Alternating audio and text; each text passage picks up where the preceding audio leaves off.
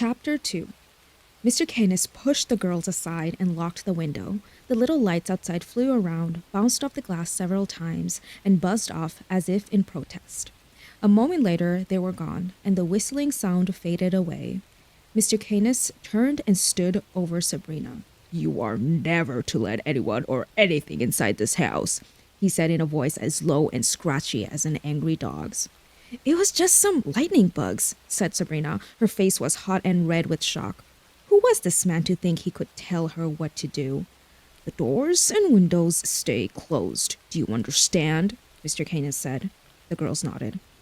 He stalked out of the room, closing the door behind him. Sabrina stood dumbfounded, trying to comprehend what had just happened. "What was that all about?" Daphne whispered, but Sabrina said nothing. She was too shaken by the encounter and didn't want her sister to hear the trembling in her voice. There was a knock at the door, and Mrs. Grimm entered the room. "Have you settled in, Lieblings?" "Mr. Canis yelled at us," Daphne cried. "I heard," the old woman said as she sat down on the bed. "Please don't be too upset with him. He can be a little grouchy, but he has your best interests at heart. Believe me, Lieblings, we are both very happy to have you here. But there are a few rules you have to follow." She paused as she looked into Sabrina's face. "And I know that what I tell you might not make a lot of sense, but the rules are in place for a reason. First, never let anyone or anything into this house without asking Mr. Canis or me if it is okay," she said. Her tone was stern and serious, and no longer that of the sweet old lady with a plate of cookies. "Second, there is a room down the hall that is locked. It's locked for a reason, and I ask that you stay away from it for the time being. We have a guest house inside, and he enjoys his privacy. You might hear some unusual noises coming from his room, but just ignore them. Do you understand?" The girls nodded. "And third, I prefer that you stay out of the woods. As for the rest of the house, feel free to explore. You'll notice there are plenty of books to keep you occupied." "Really? Books? I didn't notice," Sabrina said sarcastically. "If worse comes to worst, we can always dig out the old TV," Mrs. Grimm continued, as if Sabrina hadn't spoken. "Do you have pajamas?" Daphne opened one of the suitcases and pulled out 2 extra-large t-shirts that read, "Bermuda is for lovers." "We have these," she said. "Okay, well, I guess they'll have to do," Mrs. Grimm said as she moved towards the door. "Good night, girls. I'm very happy to have you here. I hope pancakes for breakfast will suit you." "Absolutely," Daphne cheered.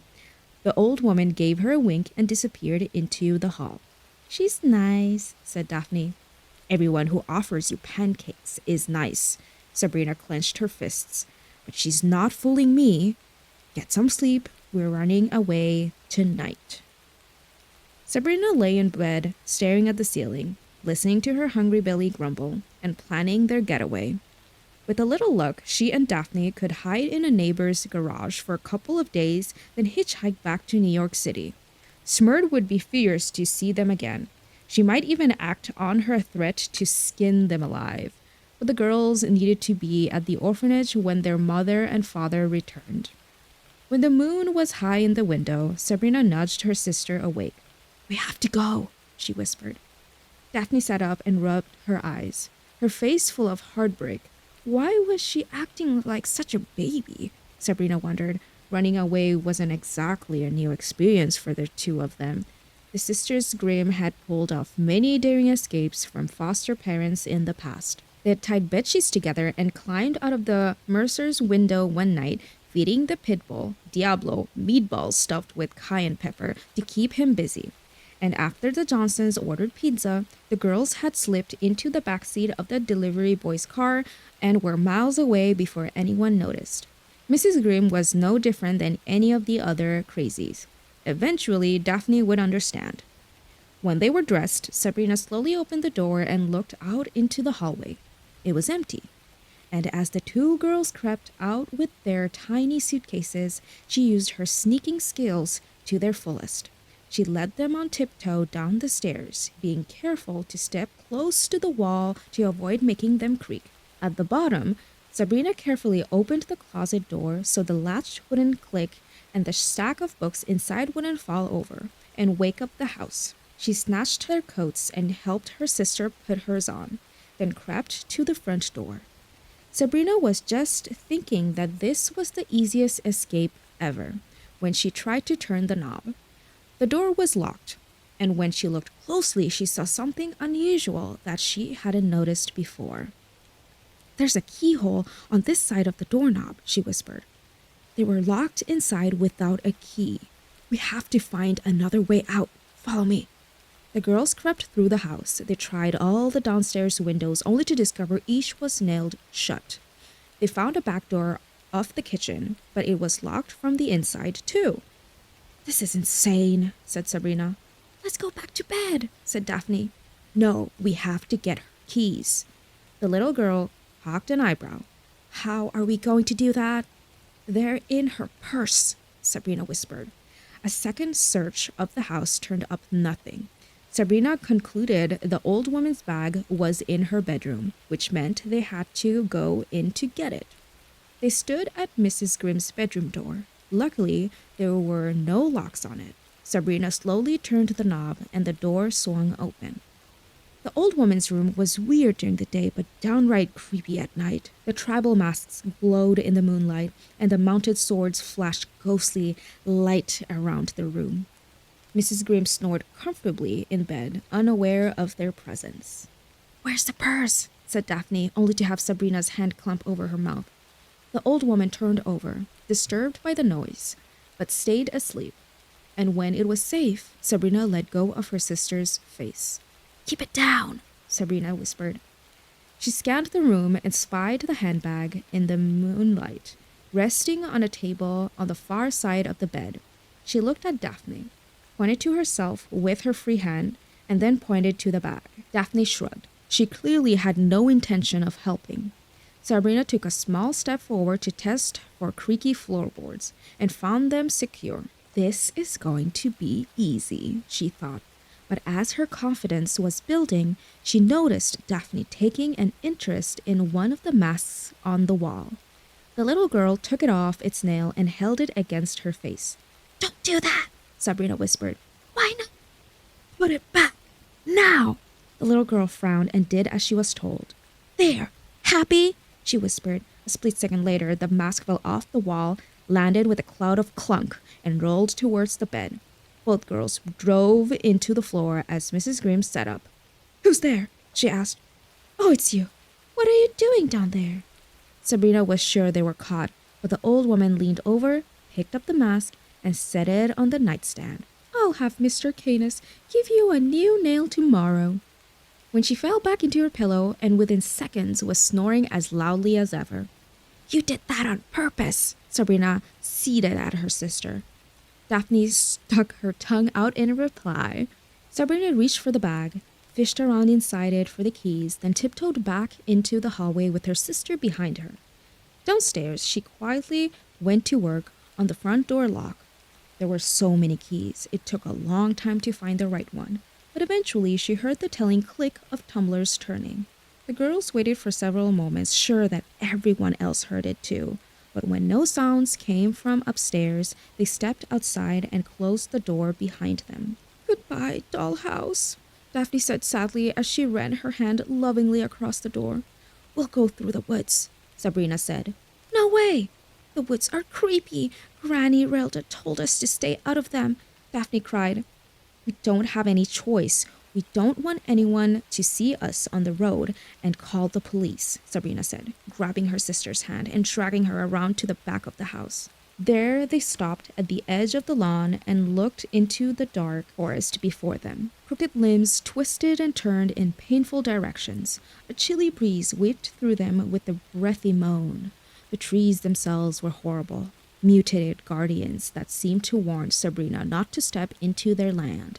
She told herself it was just her overactive imagination, but she had the feeling that if they did step into the woods, the trees would eat them for dinner.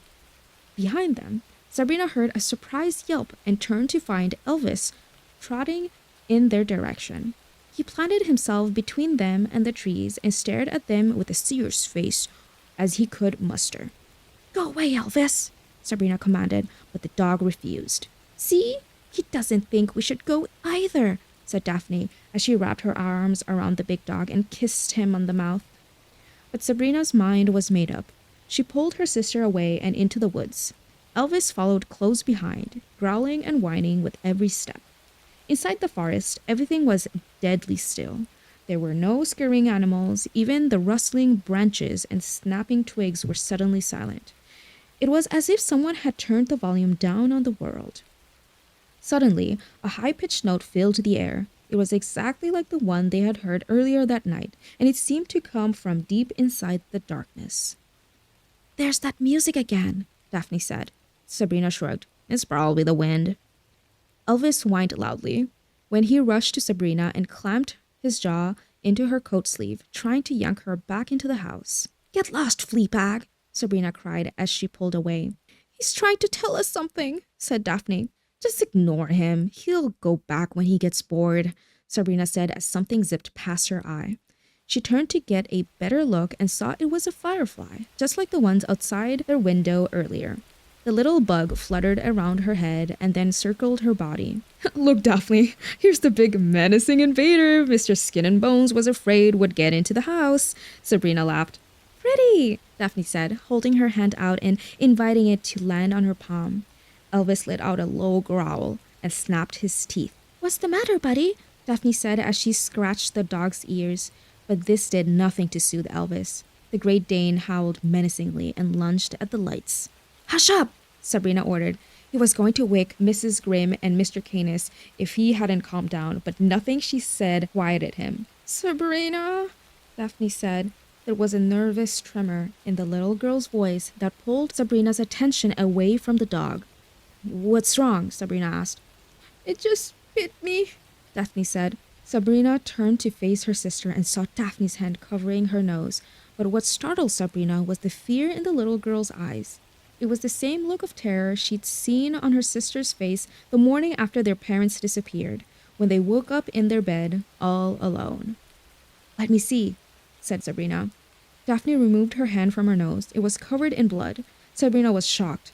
Lightning bugs didn't bite, and at that exact moment, she felt a sting on her own that brought blood up to the top of her hand. Ouch! Daphne cried out. I got bit again!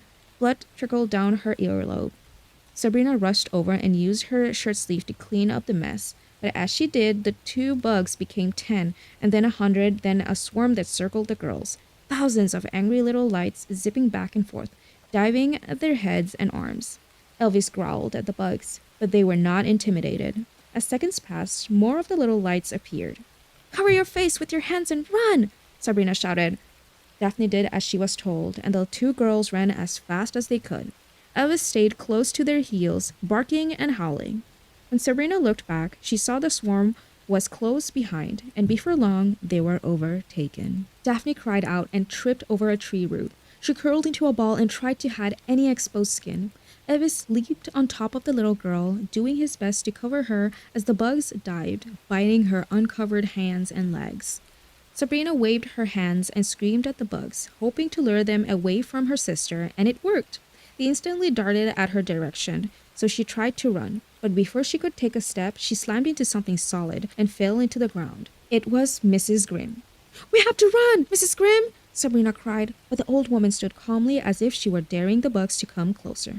It's okay, Liebling, she said. I'll handle this. When the swarm was nearly on top of them, the old woman raised her hand to her mouth and blew a soft blue dust into the air. The bugs caught in the cloud froze in mid-flight, falling to the ground like snowflakes. The blue mist took out half of their number. The rest regrouped and hovered around them as if debating whether to try a second attack. In one mass, they darted deep into the woods and disappeared. That wasn't very nice, Mrs. Grimm shouted into the forest. What were those things? Asked Sabrina. The old woman turned to her and extended her other hand. I'll need your help getting Daphne into the house. Sabrina was sure the old woman would retaliate against them for running away. There was no telling if this craziness would extend to violence. Who would tell what a woman with swords hanging over her bed might do when she was angry? But Mrs. Grimm didn't seem angry at all. In fact, she looked genuinely concerned. She asked Sabrina to undress her sister, then rushed into the bathroom and returned with a bottle of calamine lotion and some cotton balls. She applied the lotion to Daphne's bites and tucked the little girl into bed. Mrs. Grimm wrapped her arms around Sabrina and gave her a big hug. Liebling, it's okay now. You can stop crying. She hadn't known she was crying. Daphne will be fine in the morning. Maybe itchy, but fine, Mrs. Grimm said as she handed the calamine lotion to Sabrina. Pixies are harmless unless you are overwhelmed by them. Did you just say pixies? Sabrina asked, unsure if the old woman was joking. But Mrs. Grimm didn't correct her. Instead, she wished her a good night and padded back to her room. In the morning, Sabrina was so hungry she could have eaten her pillow. But she was still not going to eat Mrs. Grimm's food. She'd already cried like a baby in front of the old lady, and her weakness made her hate herself. She wasn't about to give up any more ground. She spent the next 20 minutes trying to explain her philosophy to her sister. Daphne, I'm telling you, we have to stay strong. She's being nice to us, so we'll lower our guard. One of these days, there will be poison in those pancakes you like to eat 3 at a time. No one would do that to pancakes. Pancakes are sacred, Daphne argued. Do you really think she's playing by your rules? She told us that pixies attacked us last night. She's not right in the head. I have an idea, Daphne said. Why don't we have breakfast, eat her cookies, play with Elvis, and enjoy this big comfy bed? She'll think she's won us over, and then one day, when she least expects it, like when it's time for us to go to college, we'll just go. You're not funny, Sabrina said. Yes, I am, Daphne said. Mrs. Grimm called them down for breakfast, and the girls got dressed. As they approached the stairs, Sabrina heard a voice coming from the locked room across from Mrs. Grimm's. The house guest the old woman mentioned was talking to someone. Maybe himself, for all she knew. She put her head to the door, and the noise stopped. Did you hear someone talking in there? Sabrina asked her sister. It was my belly. Pancakes! Daphne grabbed Sabrina's hand and dragged her downstairs to the dining room. Much to Sabrina's relief, creepy Mr. Canis was nowhere to be seen. After several moments, Mrs. Grimm came out of the kitchen with a big plate of flapjacks. Good morning, ladies, she sang. I hope you're feeling better. Anyone hungry? I'm always hungry, Daphne cheered as the old woman stacked 3 on her plate, along with a couple of sausage links, then turned to serve Sabrina, who couldn't stop her mouth from watering. She hadn't had pancakes since her parents disappeared, and her empty belly was telling her that no one was so evil as to poison pancakes. Still, she wasn't going to risk it. No, thank you, Sabrina said. Mrs. Grimm gave her a curious look. Hold on, Lieblings, I forgot the syrup, the old woman said, rushing back into the kitchen. As soon as she was gone, Daphne looked underneath her pancakes as if she was expecting a buried surprise. They're just pancakes, she said. You sound disappointed, Mrs. Grimm said, laughing as she returned with a large gravy boat. Well, after last night's spaghetti, I thought maybe you cooked like that all the time, Daphne said wistfully. Oh, Liebling, I do. The old woman tilted the gravy boat over Daphne's pancakes, and a sticky, bright pink liquid spilled out. To Sabrina, it looked like a gelatin that hadn't set. When Daphne saw it, her eyes grew as wide as the pancakes on her plate. What's that? She cried.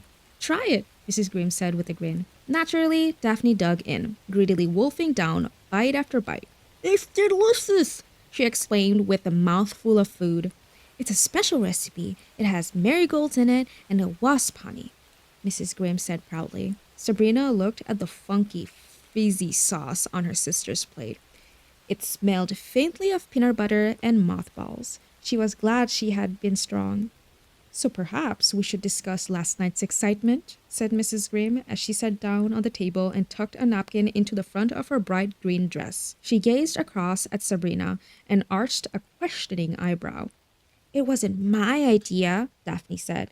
Sabrina scowled at her betrayal. Well, no harm done, no broken bones or anything, the old woman said. Granny, you have some mean bugs in your yard, Daphne said as she poured more of the syrup on her breakfast. I know, Liebling, they sure are mean. Suddenly, a pounding came from upstairs. What's that hammering? Asked Sabrina. Mr. Canis is nailing your windows shut, Mrs. Grimm said as she took a bite of her breakfast. What? The girls said in shocked unison. I can't take any chances that something could get into the house or someone might try to get out, the old woman replied over the loud banging. So we're your prisoners? Sabrina cried. Oh, you're just like your oppa, Mrs. Grimm laughed. What a flair for the dramatic. We're just trying to keep you as safe as possible. Now, let's put it behind us. Today is a new day with a new adventure.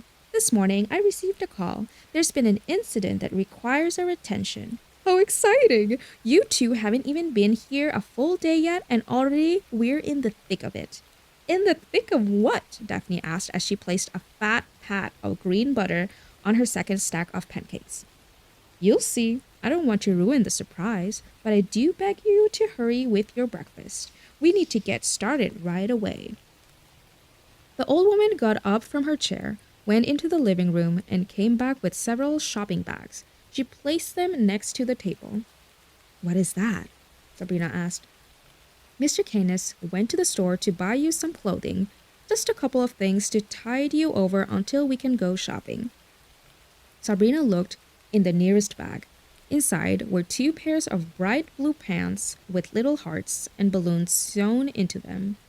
There were 2 identical sweatshirts that were as awful as the pants, bright orange with a monkey in a tree on the front. Underneath the monkey were printed the words, "Hang in there." Sabrina groaned. They're like clown clothes. Oh, I love them, Daphne said, pulling the orange monkey sweatshirt out and hugging it like a new doll. Hurry, girls, we have to get going, Mrs. Grimm called. After breakfast, the girls got dressed and looked at themselves in the bedroom mirror. They looked ridiculous. The colors clashed, and nothing fit. Daphne, of course, thought her crazy outfit was very hip, and she started around like a giddy fashion model. Sabrina, on the other hand, was sure Mr. Canis was trying to punish them for attempting to run away. I feel like a movie star, Daphne said as the girls hurried downstairs. You look like a mental patient, Sabrina remarked. Moments later, they stood by the front door waiting for the old woman to collect her things. Mrs. Grimm rushed around the house, grabbing books off shelves and from underneath the couch, creating a tornado of dust that followed her from room to room. When she had collected as many as she could carry, she handed them to Sabrina. It was a heavy stack. Almost ready, she sang as she hurried up the stairs. Sabrina looked down at the top book. It was titled Fables and Folklore, the Complete Handbook. Before she could question the book's purpose, she heard the old woman pull out her keys and unlock the mysterious door upstairs. She's going in to see the house guest, Sabrina whispered to her sister. Daphne's eyes widened and she bit the palm of her hand. For some reason, Daphne did this whenever she was overly excited, and though it embarrassed Sabrina, she let it pass. The girl had a million little perks, and she hung on to each ferociously. I wonder what he's like, Daphne whispered back. He's probably the last kid she adopted. She tied him up in there decades ago. He could have escaped, but his little brother stuck around for the pancakes. It's really tragic. Daphne stuck out her tongue and gave her sister a raspberry. Shh, she's talking to him, Sabrina said, straining to hear the conversation. But before she could make out anything, she heard Mrs. Grimm leave the room, lock the door, and head back down the stairs. Ladies, we're off, she said as she ushered them outside and went to work locking the front door. When she knocked on the door 3 times and said, We'll be back. Who are you talking to? Sabrina asked. The house, Mrs. Grimm replied, as if this were a perfectly natural thing to do. As they turned towards the car, they found Mr. Canis standing on the path with Elvis at his side. He stared at the girls with a look of slight contempt. I have finished securing the windows, he said. Oh, good. Did you happen to speak to our neighbors? Mrs. Grimm asked. We began a conversation, the old man grumbled. He's not pleased. Well, he'll get used to them eventually, I suppose, Mrs. Grimm replied. He doesn't have a history of getting used to things, Mr. Canis said as they all climbed into the squeaky car. Who are you talking about? Daphne asked. A friend. You'll meet him soon enough, Mrs. Grimm answered, then asked the girls to tie themselves into the seats. Once they were secured, Elvis laid his huge body across the girls' laps. Mr. Canis started the engine, and the car rocked back and forth violently like a bronco trying to buck a cowboy. They backed out of the driveway and then cruised forward through a maze of desolate back roads and barren farmland. They passed an old dairy cow standing and munching hay by the side of the road. Mrs. Grimm leaned over and honked, then waved wildly at the cow as they passed. When Daphne giggled, the old woman told her how important it was to be friendly. Meanwhile, Sabrina was plotting her and Daphne's big escape, memorizing street names and calculating how long it would take to walk to the train station. She was still determined to walk away the first chance they got. The car came to a mailbox with the name Appleby painted on it, and Mr. Canis turned down a long, leaf-covered driveway and lined with ancient cedars, pines, and oaks. They passed a tractor sitting alone on a little hill and pulled over into a clearing where a massive pile of junk was marked off by yellow emergency tape. Wood, pipes, and glass were tumbled together into quite a mess. Mrs. Grimm looked at Mr. Canis and smiled. "Well, we haven't dealt with something like this in a while, have we, Mr. Canis?" she asked. The old man shook his head and helped her out of the car. Mrs. Grimm opened the back door and reached in, and scratched Elvis behind his ears. "Girls, do you mind if I borrow my boyfriend for a moment?" she asked as she winked at Daphne. The Great Dane crawled clumsily out of the car, stretched a little, and looked up at the old woman for instructions. She fumbled in her purse and took out a small piece of fabric. She held it under the dog's nose, and he sniffed it deeply, then took off towards the pile of junk and rooted through the rubble.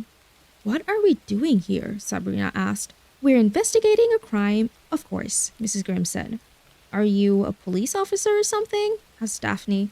"Or something," the old woman said with a grin. "Why don't you two get out and take a look around? The more eyes we have, the better."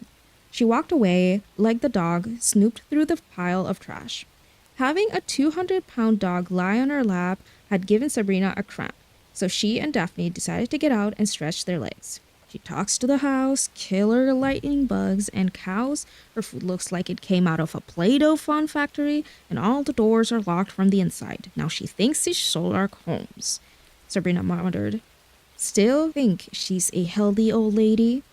"Maybe it's a game," Daphne said. "I'm going to be a detective too. I'm going to be Scooby-Doo." Sabrina wanted to scold her sister again, but the look on Daphne's face stopped her. Daphne was having fun. The same light used to shine on her eyes when their father read her the Sunday comics or when their mother let her invade her closet to play dress-up. Sabrina liked seeing it there, and though it would make it harder for both of them when it was time to leave, she decided to let her sister enjoy herself today. Who knew how long it would be before she got the chance again? Just then, a long white limousine pulled into the clearing. It was bright and shiny, with white wall tires and a silver horse hood ornament. It parked next to Mrs. Grimm's car, and a little man got out of the driver's side. He couldn't have been more than 3 feet high. In fact, he was shorter than Daphne. He had a big bulbous nose and a pork belly that the buttons of his black suit struggled to contain. But the most unusual thing about the man wasn't his size or his clothing. It was the pointy paper hat he wore on his head that read, "I am an idiot." He rushed as quickly as he could to the other side of the car, opened the back door, and was met with a barrage of insults from a man inside. "Mr. Seven, sometime today," the man bellowed in an English accent. "Do you think I want to sit in this muggy car all afternoon?" A tall man in a dark purple suit exited the limousine and looked around. He had a strong jaw, deep blue eyes, and shiny black hair. He was probably the best-looking man Sabrina had ever seen.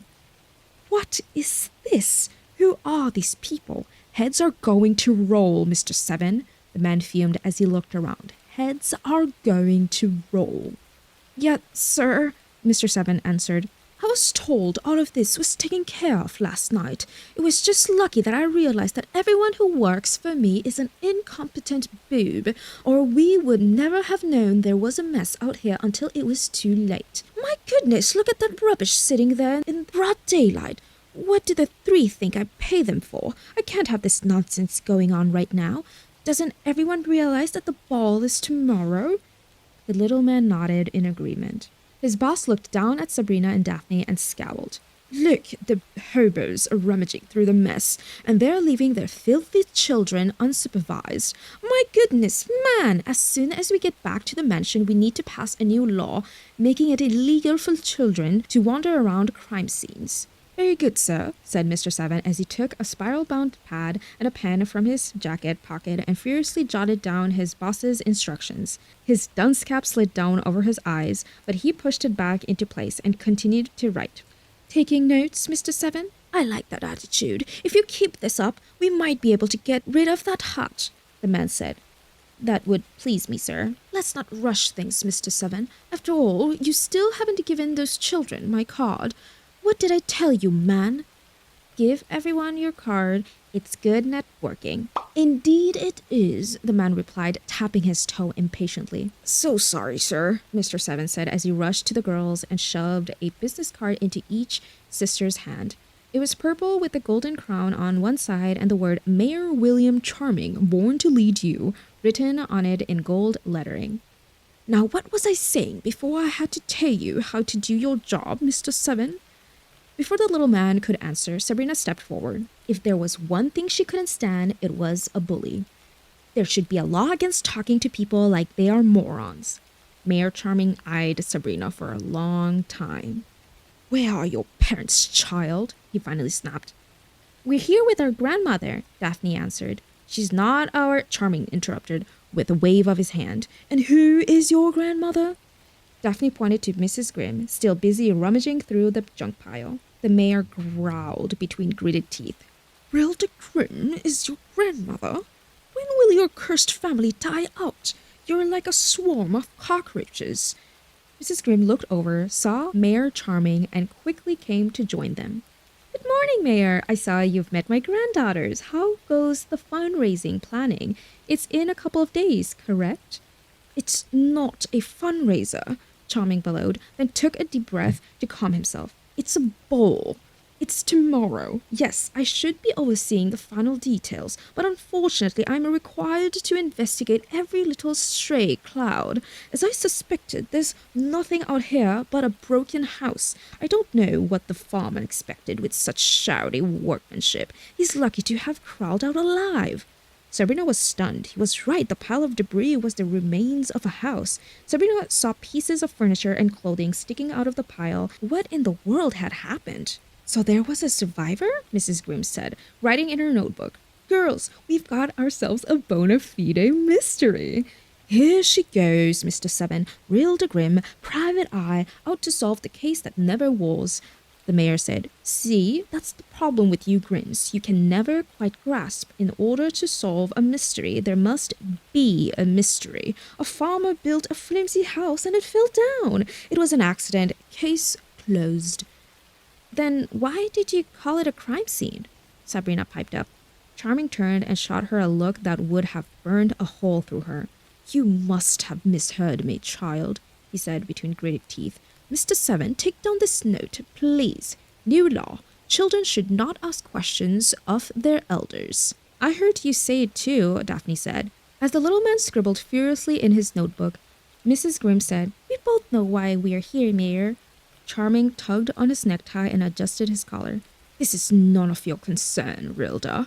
I know it is, William, Mrs. Grimm said. Just then, Mr. Canis approached. Charming shook his head in disgust at the sight of him. Well, if it isn't the big, bad... William! Mrs. Grimm said angrily. Oh, and did I say too much? Charming said to Canis with a wicked grin, then leaned in close to the girls. Do yourselves a favor, kids. Check Granny's teeth before you give her a good night's kiss. Do you think it wise to provoke me? Mr. Canis said as he took a step towards the mayor. Despite the old man's skinny frame and watery eyes, his words seemed to unnerve Charming. That's enough, Mrs. Grimm demanded. Her impatient tone shocked the girls, but the effect on the two grown men was even more startling. They backed away from each other like two schoolboys caught fighting on the playground. The dog has found something, Mr. Canis said gruffly. He placed an enormous green leaf in Mrs. Grimm's hand. It was nearly as wide as a suitcase, and the old woman's eyes lit up with wonder. Well, look at that, Mayor Charming. I think we've found a clue. There might be a mystery to solve here yet. Congratulations, you found a leaf in the middle of these trees, Charming scoffed. I bet if you keep looking, you might find a twig or even an acorn. You don't see a lot of beanstalk leaves in this part of the country, the old woman replied. Listen, Rilda, stop meddling in our affairs, or you're going to regret it, said the mayor. If you don't want me meddling, then you must really do a better job of covering up your mistakes. Mrs. Grimm placed the leaf in Mayor Charming's hands. The mayor tore it into a dozen pieces and tossed it into the air, then turned to Mr. Seven. Get the door, you lumpy bag of foolishness, he shouted. The little man nearly lost his paper hat as he rushed to the car door. Within moments, they were gone. The limo spat gravel behind it as it drove away. Girls, so why don't we take a walk over to that hill and sit by that tractor? I'd like to see this sight from above, Mrs. Grimm said. Daphne took the old woman's hand and helped her up the slope to where the lonely tractor was parked. Sabrina followed. When they reached the top, the old woman flopped on the ground and caught her breath. Thank you, Liebling. Either the hills are getting steeper or I'm getting older. Who was that man? Daphne asked. Let's just say he's a royal pain, Mrs. Grimm replied. Mr. Charming is the mayor of Fairyport Landing. What's with the bad attitude? Sabrina asked.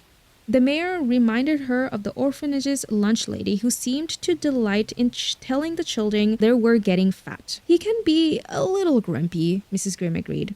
He and Mr. Canis sure don't like each other, Daphne added. They have a long history, the old woman said as she stopped to pick up a small black disc off the ground. How interesting! A lens cap from what looks like a very expensive video camera. She dropped it into her handbag, then happily jotted down another note in her notebook. It's probably junk, Sabrina said. Maybe, Mrs. Grimm said. Still, it would be a clue. A good detective is always looking for something other people don't see. That one thing that looks out of place. For instance, look at all the rubbish down here. Do you see anything that doesn't fit? All I can see is a house that fell down, Daphne replied. The mayor's theory is one explanation, but think bigger. What is surrounding the house? Sabrina made a deep, impatient sigh. Mayor Charming was rude and horrible, but he had a point. Mrs. Grimm wasn't a detective. She was just a busybody. This was a job for the police. Wait, I see something that looks wrong. The ground around the house is smashed down, Daphne said. Excellent eyes. And what could cause something like that to happen, Sabrina? I don't know. Are we going to sit here all day? Sabrina asked with a yawn. What do you think did it? Daphne asked the old woman. A giant's foot, Mrs. Grimm answered. Find a giant beanstalk leaf and you'll probably find a giant. Daphne laughed, but Sabrina was horrified. First pixies and now giants? The old woman was getting crazier by the second. I'd better go down and have a closer look. If you find anything that seems like a clue, let me know, the old woman said, and she climbed to her feet. She gingerly walked back down the hill and joined Mr. Canis at the pile. She's funny, Daphne giggled. In the head, Sabrina grumbled. She eyed the field, wondering if she and Daphne might be able to make a run for it right then and there. No, she didn't have a clue where they were. They could wander the woods that circled the farm for days and days, and after their last trip into the woods, she wasn't eager for a return visit. She needed to get a better sense of the town and its roads before she and her sister could make another escape attempt. I want to ride on the tractor, Daphne cried, leaping up and pulled her sister with her. She dragged Sabrina to the rusty red tractor and begged to be helped into the seat. Sabrina hoisted her up and Daphne grabbed the wheel and turned it, making vroom, vroom noises as she pretended to drive. Look at me, I'm a farmer, she said in a goofy voice. Sabrina laughed and decided to play along. What kind of food do you grow on this here land, Farmer Grime? Why, I grow candy on this here farm, Daphne laughed. Bushels and bushels of candy. Just sent my crop to market last week. Got me a pretty penny. I did. Sabrina smiled even as a shadow drifted over her heart. Why had their mom and dad abandoned them? Didn't they realize the girls would be flung in every direction, never finding a place to call home, and forced to live with people who belonged in hospitals and prisons? Sure, Mrs. Grimm smiled a lot and made cookies and turned the day into an adventure with her make-believe, but that just made her the worst of the bunch. The security and dependability of the old lady offered was tainted with crazy. She was like winning the lottery only to find out the money was counterfeit. Mrs. Grimm was the cruelest thing Mrs. Smirt had ever done. Sabrina, look at the house, Daphne whispered. The little girl had stopped playing and now stared at the pile below. What do you see? Sabrina studied the clearing but saw nothing new. Come up here. You have to see it from up here. Sabrina crawled up into the tractor and stood tall on its hood. There! Look all around the pile. Then Sabrina saw what her sister was so excited about. Her heart leaped into her throat. The indentation surrounding the rubble had a shape. It's a footprint, she gasped.